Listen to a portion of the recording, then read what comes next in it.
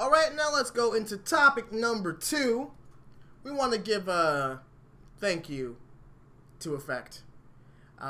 He decided to retire from the Dallas Fuel earlier last week, citing mental health and his just emotional well-being.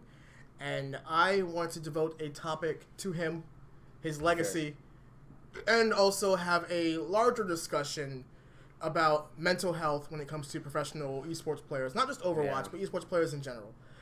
So, sorry to bring the tone down. Yeah, dude, you killed the vibe, man. I feel like I kind of have to, though, because Effect's retirement is not like Defran's retirement. Defran's retirement was because he has a kid on the way. Yeah. Was that real? I can't tell. I really can't tell with that man. I'm calling bullshit. He doesn't have a kid on the way. I think he's too much of a troll. He would do some shit like that. But continue on. We're talking about Effect here, not Defran. So, what I want to do is talk about Effect's legacy, everything he's done for Team Envy, and of course his own career, and just kind of have a discussion, you know? Yeah, I don't know if anyone's read the article, so he sent out a tweet, and there's a translation out there if you check the competitive Overwatch subreddit. Give us a TLDR. Sure. TLDR is basically he's been struggling with this his entire life. He in his retirement letter, he mentioned going to a movie as a kid with his parents, and walking out the movie, every other kid is smiling and laughing, and he walks out wanting to cry because he just felt like crap. Like, this is something that's been going on in his life for a long time. He described this in detail in his letter, and it sucks to hear because he tried to take other avenues to fix it, which is why he got into gaming. He wanted to be the star and feel good about himself, which is why he played at such a high level and now was in the Overwatch League. And then eventually, for him, Overwatch got stale to the point where those thoughts and kind of the bad feelings started to come up again. And he got to a point where he was even thinking about self-mutilation and other things like that. So the letter gets kind of dark. So don't read it if you're not, ready for that. He's being honest, though. And, one thing that I personally, because I've been following Effect for a minute now, and he had a very strict training regimen. He was very tough on himself. Yeah. And, I mean, a little bit of transparency here, as someone who also suffers from depression, I get it. He wanted to be the best for not only himself but for everybody else. But when you put that kind of pressure on yourself, it does not help. So let's talk about what Effect has kind of done for his career. So he started off playing with Mental in 2016 in, of course, Korea. Effect is South Korean, if you are unaware. He helped take Mental to win in Apex. He then joined Team Envy back in, I think, 2017. Okay. No, that sounds about right. Yeah, and then he helped take Team Envy to win the first season of Contenders. And they literally did not, if you remember, they did not lose a game. Yeah, that's right. They dominated Contenders when it first started. That's right. I remember that. And he was part of that roster that made Team Envy. If you've been following Overwatch Esports, that name should mean something, aside from these guys, of course. Wait, that's a team? Oh, okay. And he helped bring Envy to the stardom that they achieved. Effect was known for his masterful Tracer play, his god-tier Soldier, his amazing McCree, and later on, a really good Doomfist. Yeah. Yeah, I mean, I think he, as a hit-skin hero, was really where he made his mark, especially when in the Soldier 76 meta, when Soldier's damage was really too much, and you could just play Soldier in any kind of comp. He's probably the Soldier you need to win. The McCree meta, when he could right-click anyone to death in one right-click. Reinhardt, you're dead. One right-click. So he really shined in that hit-skin meta. And I think, he's one of the best hit-skin that's ever played the game since Overwatch came out. I still remember this was in Season 1. Effect was still playing for the Dallas Fuel. He didn't actually leave, because in Season 1, he played the first 3 stages, and then he talked about his depression, how it got to him. He ended up leaving for Korea before Stage 4. And honestly, the Fuel organization last season probably didn't help. That was the Kai saga, if you are unaware. And blame it on Kai. Yes, I will, actually. Blame it all on Kai. All right. And I remember it was a game against the Shanghai Dragons before they had won a game. Okay. And the Fuel weren't doing so hot. And we were all getting scared, like, oh my god, is this going to be the game where Shanghai wins? And in effect right. decided to say, you know what, no, I'm not doing this. Switched over to Tracer, absolutely dominated, killed 5 out of 6 players on the Shanghai Dragons by himself. He had to. I mean, he had to carry. When the Fuel was in that much dismay at the time, he was their carry, especially in the Tracer meta, because he was just a Tracer god. Well, wasn't it the first 2, if not 3 stages, mostly dive? Yes. I missed those Yeah, because days. that was before Brig. Brig. Oh, man, that was such a good time. Jeff, one hero broke your game, and you refused to delete Brig. Delete Brig, dude. Let's get some in chat. Hashtag delete Brig. Funny you mentioned that, too. One of Effect's, Smurf accounts is named Delete Brig. It is. I've watched it. I've watched the stream where he does that. And I'm just like, I'm watching this because this is the character's name. This is his, I don't want to go on my Brig train because my Brig train will last 20 minutes by itself. We do still want to talk about what he did for the Fuel. I mean, Effect did help the Dallas Fuel gain some success last season. He was one of, if not the biggest damage contributor for the game. I mean, we had lots of Taimu before Seagull got pushed onto tank. He was also a really good DPS, but Effect was probably the top DPS on the Dallas Fuel. Yeah. I am really disappointed that the meta for stage 1 was not Effect's meta. We literally saw him in 2 games. Yeah, and I think this brings up the larger question of we're putting a lot of pressure on these kids, to be honest. Yeah. A lot of these contenders players, I think someone had the youngest signing limit. There's some kid 15 years old who's got signed to a contenders team. I mean, that's contenders though. That's okay. Yeah, but from they're kids. From a very young age, they're put in the spotlight. This guy's being watched by thousands of people on the internet. Where you're 15 years old in this day and age. I may be dating myself, but back in my day, you didn't have to worry about going on Twitter and being flamed for something, or Facebook was just coming out. Let me ask this: as the resident Twitter didn't come out until I was in college. Anyway, as the resident T-Sports expert, let's talk about the NBA, the NFL, and let's just say football, just for the sake of it. You have to be 18. I know you have to be 18 to play football, right? Yes. Okay. And if you're 18, they probably still won't sign you because there's a whole thing with football. NBA is different, but football is so for the NBA, you have to play in college. You have to play 1 year. 1 year of college to be eligible in NBA. Yes. And then the NFL, I believe you have to go through all 4? You have to.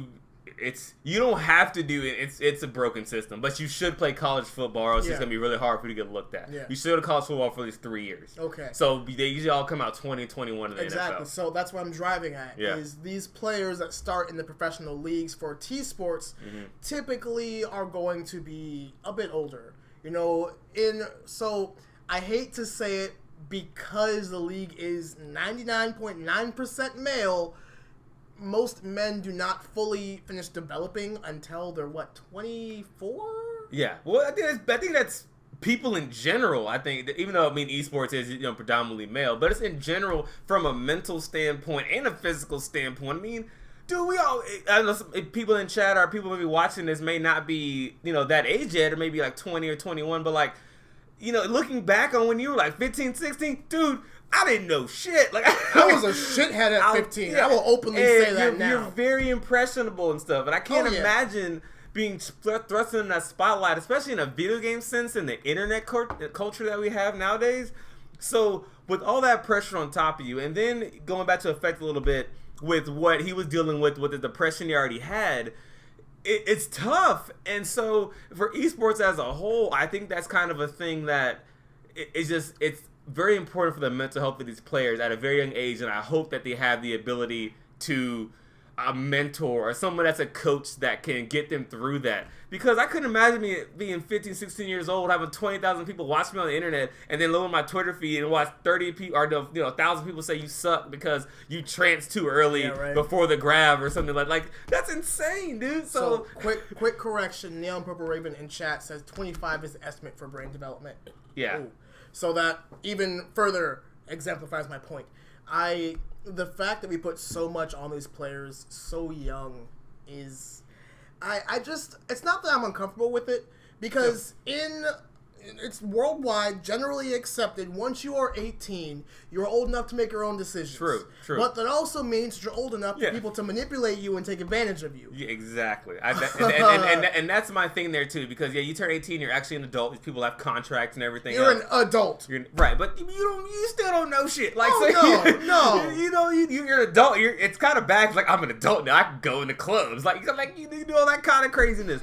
So, and you don't know what you're getting into because you've never experienced before. It's all new to you. So, I think I really hope that Overwatch League in particular is kind of on the forefront, as they're up to a lot of things with this whole, hometown esports thing, to make that a big priority for this league and its players. So, here's the thing that is frustrating, is they're not making it a big priority. It's up to the individual organizations to hire on a esports psychologist. Yeah. So that means that if there's a team, say the Houston Outlaws, who can't afford to sign on a expensive sports psychologist or even better esports psychologist, I'm sure it costs more money. We have HEB, so we have it now. HEB will cure all our ills. I just worry that these players are not getting the mental health, the physical health. I mean, the Blizzard Arena does have a gym. I mean, I have seen, at least on the Dallas Field side, a lot of our boys are hitting the gym every day. So props to them. Yeah, and like you said, it's up to the organization. So I think as a whole, as a league, that's one of the most expensive things you can put into a league is a healthcare plan. Yes. Ask the NFL, ask any league out there, NBA. The most expensive is benefits. Any company, the most expensive thing you can do in your company is benefits. And right now, Overwatch League doesn't offer that. It's up to the organizations to offer that for their players. I'm sure they offer some sort of health insurance, but probably not to this length of, hey, get yourself an esports psychologist, because the amount of pressure that gets put on a physical player, this isn't the kind of esport or just even a T-sport to where you can physically just be in the right spot. Sometimes it's a video game. Things happen. Things may glitch. Yeah, that's true. We've had situations in the Overwatch League where the game just, that's weird. Okay. Yeah, but that's they have not to your shut fault. it off. It's a video game. It's going to mess up, and that can take a toll on somebody. Remember season 1? I think it was a Fuel game. I don't know who we were playing, but Custa tranced when there was no one around. And you could see the physical embarrassment on his face. Oh, yeah. I think with that said, I think we can expect more of these kind of retirements suddenly and the flakiness a little bit of these players, because they're very young players, and then sometimes it just gets to them and it wears on them. It takes a different type of person at that age to be able to handle that, I think. As far as I know, the average esports retirement age is 22. Yeah. That's way too young to retire. And that's stigmatized too. Neon Purple Raven in chat mentions that mental health is still pretty stigmatized, which I completely agree with. And the fans have access to the players. Yes. That's huge, because the whole, I think, and also the NBA in the traditional sports arena has this problem as well. Fans are in the NBA, fans sit right behind the players on the bench. True, yeah. And in Overwatch League, they walk right by the fans when they come to the stage. There's so much access to the players. NBA, the players don't go home and play 2K on Twitch. Maybe some of them do. True. But, you don't see that. I do agree, the fans have so much access to these players. I think it might also be a little bit detrimental. Yeah. I think it is, because you never get a break. You never get a break from being on the stage. You're on stage, but then you're off stage, but you're really actually back on stage because you're streaming or you have to do the social media, or you're in Discord. And even the Outlaws have a Discord that's Ask the Players that's always active. And they act people at 2 a.m. in the morning like Bonnie, what's your favorite color? He doesn't want to answer this question at 2 a.m.? What? He's always on stage and always on performance. So that wears on you. I want to say this. If you are feeling a little unwell, maybe you have some let's see, what's the word I'm looking for? If you're feeling feelings of unrest, or maybe you want someone to talk to, please get some help. If you're feeling like harming yourself, call the Suicide Prevention Hotline. That's 1-800-273-8255. I will honestly say I have used it. I have had friends who have talked to me and told me things that were like, wow, I really wish I could help you, but I'm not a professional. Yeah. They're there for if you need help yourself, or if you have someone else who needs help. Take care of everybody. Like, this world has so much hate. Yeah, and you don't realize, I think a lot of these players, being so young, like, as you get older, you realize, granted, they do professionally. I give them all the props for that and take it seriously, but it's a video game, dude. Yeah. It's a video game. Like, end of the day, you're clicking buttons. Like, to be 100%, at the end of the day, you're clicking buttons with both your hands, and that's it. That's your career. Yes, take it seriously. Train, play hard. But don't let it kind of consume you like that. Yes. So, but unfortunately, I think the players at that age aren't kind of ready to separate the two. And they're not. And it's really unfortunate. There needs to be a larger push, not only from Blizzard, but from esports in general, that we need to take care of these players. Because these young men are not all adults. Yeah. And I think it's really important that we They're have technically these kinds of, adults. They are. But we need to have these kinds of discussions. Because if we don't, it gets pushed to the wayside and ignored. And then you have players like Effect, who will be retiring he's 21. Born in 1997. Damn, I'm old. All right, anyways. I feel for the dude, and I wish him well. I do too. I hope that whatever he chooses to do next in his life will make him happy, because I hate to see it. Yeah, I hate to see it. My first reaction when he retired was like, honestly, my first reaction was that he was a quitter, to be 100% honest. But I read that and I was like, man, dude, I wish this dude so much love and so much help, like to get what he needs, because that was painful to read. I was like, oh, it was hard. Dude, you've been struggling with this for like a long time. Like, you need to get this taken care of. Like, for real, for you as a person for the rest of your life, not just for video games. Like, at that point, you got to step aside and say, look, this is my life we're talking about, not just this part of my career. Especially when you said people will retire at 22 in esports. Like, dude, you got under 50 years, dude. You better figure some shit out. Anyways. Yeah, no, that's fine. But, guys, this is going to be where we're going to wrap on this topic. Sorry to give you a somber one, but we kind of... Blame him. I wanted to talk about this. I it's feel like fair. it's important. It's important to talk about. It's fair. But, guys, as always, you know how it is. Hit subscribe. Check out our latest video right here. And, as always, let's make Texas proud. Always do.